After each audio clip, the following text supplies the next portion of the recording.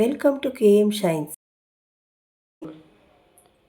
ಇವತ್ತಿನ ರೆಸಿಪಿ ಕೋಡುಬಳೆ. ಕೋಡುಬಳೆ ಅಂದರೆ ಎಲ್ಲರಿಗೂ ಇಷ್ಟ, ಚಿಕ್ಕವರಿಂದ ದೊಡ್ಡವರವರೆಗೂ ಇಷ್ಟ. ಅದಕ್ಕೆ ಬೇಕಾಗಿರುವಂಥ ಪದಾರ್ಥಗಳು ನೋಡೋಣ. 5 ಕಪ್ ಆಗೋಷ್ಟು ಅಕ್ಕಿ ಹಿಟ್ಟು ತೊಗೊಂಡಿದ್ದೀನಿ, 1 ಕಪ್ಪು ಚಿರೋಟಿ ರವೆ, 1/4 ಭಾಗದಷ್ಟು ಮೈದಾ ಹಿಟ್ಟು, 10ರಿಂದ 11 ಒಣಮೆಣಸಿನ್ಕಾಯಿ, 4ರಿಂದ 5 ಸ್ಪೂನ್ ತುರಿಯನ್ನು ತೊಗೊಂಬಂದಿದ್ದೀನಿ, 3 ಕಡ್ಡಿ ಆಗೋಷ್ಟು ಕರಿಬೇವು, 3 ಸ್ಪೂನು ಹುರಿಗಡಲೆ, ಸ್ವಲ್ಪ ಹಿಂಗು, ರುಚಿಗೆ ತಕ್ಕಷ್ಟು ಉಪ್ಪು. ಮೊದಲಿಗೆ ಈ 3 ಫ್ರೈ ಮಾಡ್ಕೊಂಬಿಡೋಣ, ಸ್ವಲ್ಪ ಡ್ರೈ ರೋಸ್ಟೇ ಮಾಡ್ಕೊಂಬಿಡೋಣ.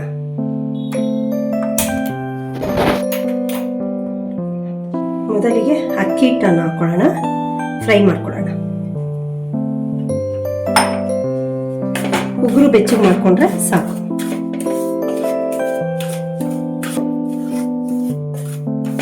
ಇವಾಗ ಆಗಿದೆ. ನೆಕ್ಸ್ಟ್ ಚಿರೋಟಿ ರವೆ ಮೈದಾವನ್ನು ಹಾಕೊಂಡ್ಬಿಡೋಣ, ಅದನ್ನು ಹೀಗೇನೆ ಫ್ರೈ ಮಾಡ್ಕೊಳ್ಳಿ.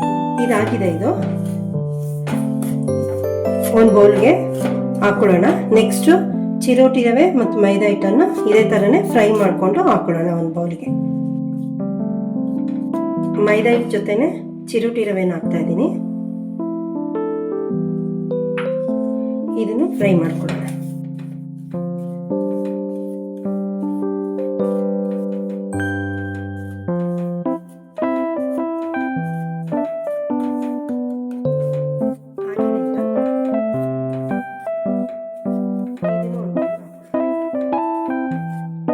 ಮೊದಲಿಗೆ ಕೊಬ್ಬರಿಯನ್ನು ಹಾಕೊಳ್ಳೋಣ,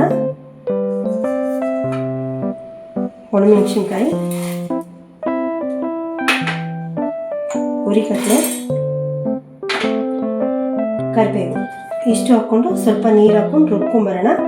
ಲಾಸ್ಟಿಗೆ ಕಲಿಸ್ಬೇಕಾದ್ರೆ ಎರಡನ್ನು ಹಾಕೊಳ್ಳೋಣ. ನೀರು ಹಾಕ್ಕೊಂಡು ರುಬ್ಕೊಂಬಂದಿದ್ದೀನಿ, ರೆಡಿ ಇದೆ. ಈಗ ಸ್ವಲ್ಪ ಅಡಿಗೆ ಎಣ್ಣೆಯನ್ನು ಹಾಕೊಳ್ಳೋಣ.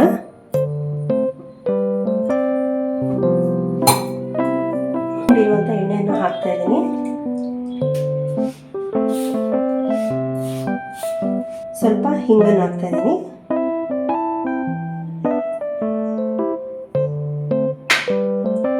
ರುಚಿಗೆ ತಕ್ಕಷ್ಟು ಉಪ್ಪು ಮತ್ತೆ ರುಬ್ಕೊಂಡ್ಬಂದಿರುವಂಥದ್ದನ್ನ ಹಾಕ್ತಾ ಇದ್ದೀನಿ. ಈಗ ಕಲಿಸ್ಕೊಳ್ಳೋಣ. ನೀರು ಹಾಕೋದು ಬೇಡ, ನೋಡಿಕೊಂಡು ಸ್ವಲ್ಪ ನೀರು ಹಾಕೊಂಡು ಕಲಿಸ್ಕೊಂಡ್ರೆ, ಯಾಕಂದರೆ ರುಬ್ಬೋದಕ್ಕೆ ನೀರು ಹಾಕ್ಕೊಂಡಿರ್ತೀವಲ್ಲ, ಹಾಗಾಗಿ ನೀರು ನೋಡಿಕೊಂಡು ಸ್ವಲ್ಪ ಹಾಕೋಬೇಕು.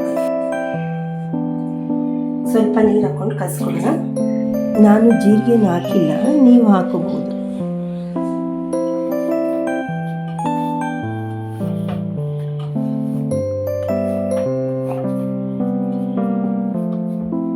ಕಲಿಸ್ಕೊಂಡ್ಬಂದಿದ್ದೀನಿ, ರೆಡಿ ಇದೆ. ಈಗ ಇದನ್ನ ಪ್ಲೇಟಲ್ಲಿ ಮುಚ್ಚಿಡೋಣ.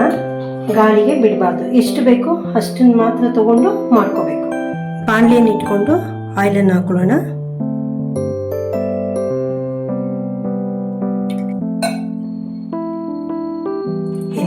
ಸ್ಟವ್ನ ಹತ್ಕೊಂಡ್ಬಿಡೋಣ.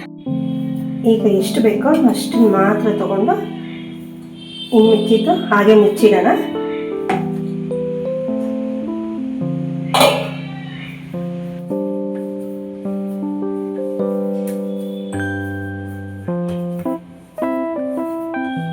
ಚೆನ್ನಾಗಿ ನಾದ್ಕೊಂಡ್ರೆ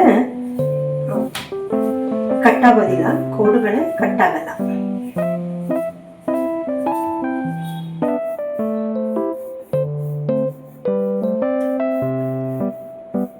ನಮ್ಗೆ ಎಷ್ಟು ದಪ್ಪ ಬೇಕೋ ಅಷ್ಟು ದಪ್ಪವನ್ನು ಮಾಡ್ಕೋಬಹುದು.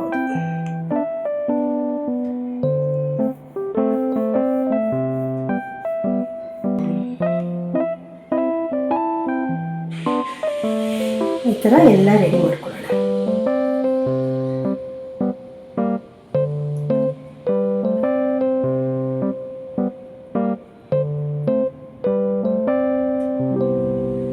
ಈ ಕೋಡುಬಳೆ ಮಾಡ್ಕೊಂಡಿದ್ದೀನಿ, ಇದನ್ನ ಎಣ್ಣೆಗೆ ಹಾಕೊಳ್ಳೋಣ.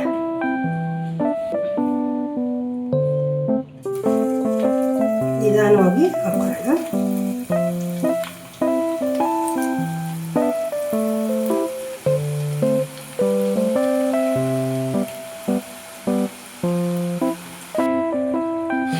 ಆಗಿದೆ ಈಗ ಎತ್ತಣ.